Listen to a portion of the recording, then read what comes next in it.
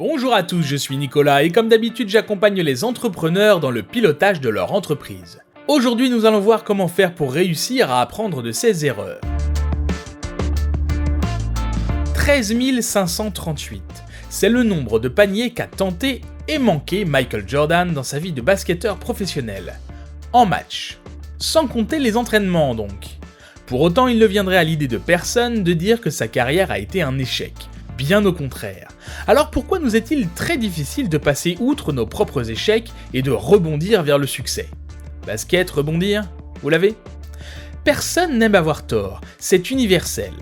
Or, quand on se lance dans un projet à corps perdu et que celui-ci échoue, nous avons tendance à traduire cet échec par une ou plusieurs erreurs personnelles. J'ai eu tort de me lancer dans ce projet maintenant ?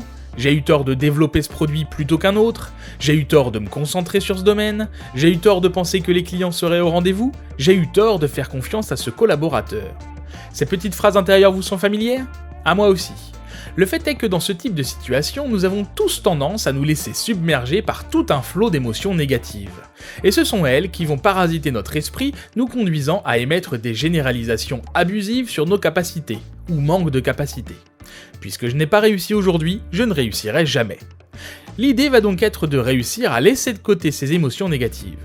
On est d'accord, c'est plus facile à dire qu'à faire. Mais une fois que vous y parviendrez, vous serez à même d'analyser froidement, de la façon la plus rationnelle possible, les raisons de votre échec, de ce qui vous a poussé à faire les erreurs que vous avez faites. Attention toutefois, notre subconscient n'est pas le seul coupable à nous faire douter de nous-mêmes. Une grande part de ce jugement nous vient tout droit de notre culture. Regardez par exemple comment est vécu l'échec aux États-Unis. Les Américains sont encouragés à faire des erreurs.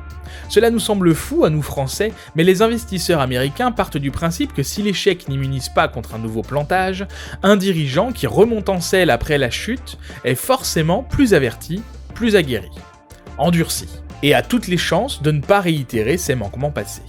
Si on dit souvent qu'il est plus facile de monter un business aux États-Unis, c'est précisément pour cette raison. Et ça malheureusement nous ne pouvons pas y faire grand chose à part être conscients de cette réalité. Mais revenons à ce sur quoi nous pouvons avoir prise, notre propre sentiment face à l'échec. Et bien souvent, en changeant notre angle de vue, on s'aperçoit qu'un échec n'est finalement qu'une erreur. Et si l'erreur est humaine, de même, l'échec fait partie intégrante de la vie. Il n'a rien d'anormal ou de honteux. La preuve ? Regardons un peu comment fonctionne notre cerveau face à l'apprentissage. Il existe deux types d'apprentissage. Tout d'abord, le par cœur, qui sollicite la mémoire immédiate de travail, mais ne fait pas appel à notre capacité de raisonnement et de compréhension.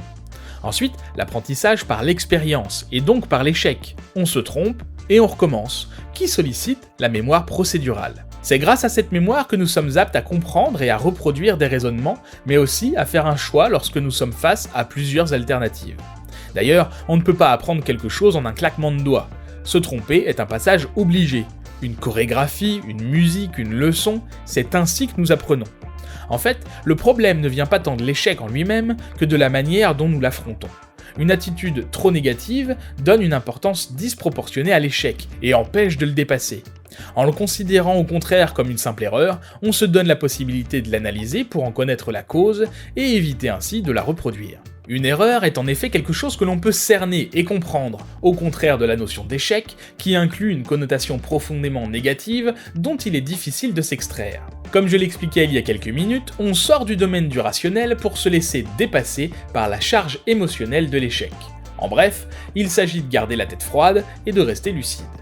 Même si l'échec que vous devez affronter vous semble lourd de conséquences, ce n'est pas une raison pour vous laisser abattre. Gardez à l'esprit qu'il ne tient qu'à vous de rattraper le coup, et vous n'y parviendrez qu'en conservant votre confiance en vous. Un échec fructueux est un échec auquel nous apportons une réponse positive. Il n'y a malheureusement pas de recette miracle pour y parvenir, mais vous pouvez adopter une certaine philosophie qui changera votre façon de voir les choses et vous permettra non seulement de vous émanciper de la peur et de l'échec, mais aussi d'en tirer le meilleur. Cette philosophie s'articule autour de 4 grands axes. Tout d'abord, par l'optimisme. Quand on est face à une erreur ou un échec, il peut être particulièrement difficile de voir le bon côté des choses et de garder la conviction que les choses peuvent s'améliorer. Il est donc important de cultiver un état général optimiste au quotidien et ne pas attendre d'avoir besoin de l'optimisme pour essayer d'y faire appel. Quand quelque chose de bon lui arrive, la personne optimiste va penser que c'est dû à ses qualités, alors que la personne pessimiste va penser que c'est dû au hasard. A l'inverse, quand quelque chose de mauvais lui arrive, la personne optimiste va penser que c'est un hasard, alors que la personne pessimiste va penser que c'est dû à ses défauts. L'optimisme est un état d'esprit, l'une des composantes de l'intelligence émotionnelle. Il sera d'autant plus développé que vous serez bien dans votre esprit. Vous connaissez la formule, bien dans son corps, bien dans sa tête. Pour ça, rien ne vaut le trio gagnant, sommeil, méditation, exercice physique. Ensuite, par la responsabilité. Lorsque nous échouons, c'est toujours la faute de quelqu'un ou de quelque chose, les personnes ou les circonstances. Mais l'échec étant une source d'apprentissage incomparable, si j'en rends autrui responsable, je me prive d'une leçon édifiante. Assumer sa responsabilité est donc bien plus important que de vouloir sauver sa réputation. Cette attitude est d'autant plus gratifiante qu'elle conduit à cette maturité qui permet d'apprendre de ses échecs et de continuer à tout essayer. De la même façon, une critique, quand elle est bien formulée, est un excellent moyen d'apprendre d'une erreur. Si vous avez la chance d'avoir un responsable ou un entourage qui sait faire des critiques constructives, écoutez-les. Troisième axe, la résilience. Ayez de la compassion pour vous-même. L'erreur est humaine, personne n'est parfait. Votre mental ne peut se concentrer profondément que sur quelques points. Oublier ses regrets et se concentrer sur de nouveaux défis est un moyen particulièrement efficace de rebondir.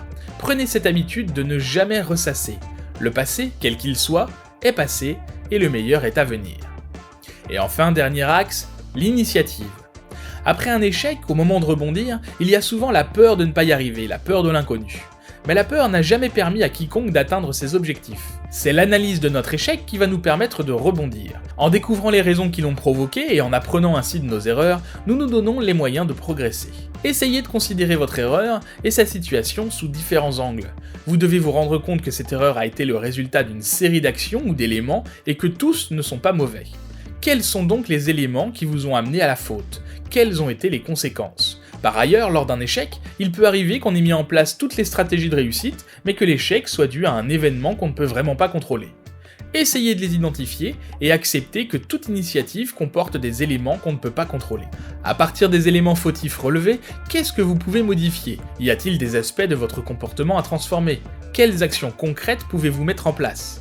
Enfin, il arrive qu'un échec soit dû à une mauvaise définition de ses objectifs. Si un objectif est trop facile, on s'ennuie et on finit par laisser tomber. A l'inverse, si un objectif est trop difficile, on se sent découragé et on finit par laisser tomber aussi. Il faut donc trouver un juste milieu. Vous voilà désormais armé pour faire face à vos échecs et mieux appréhender vos erreurs pour que celles-ci deviennent une force dont vous saurez tirer parti. Si vous avez d'autres astuces que vous utilisez et qui pourraient être utiles à tous, n'hésitez pas à laisser un commentaire dans la partie dédiée.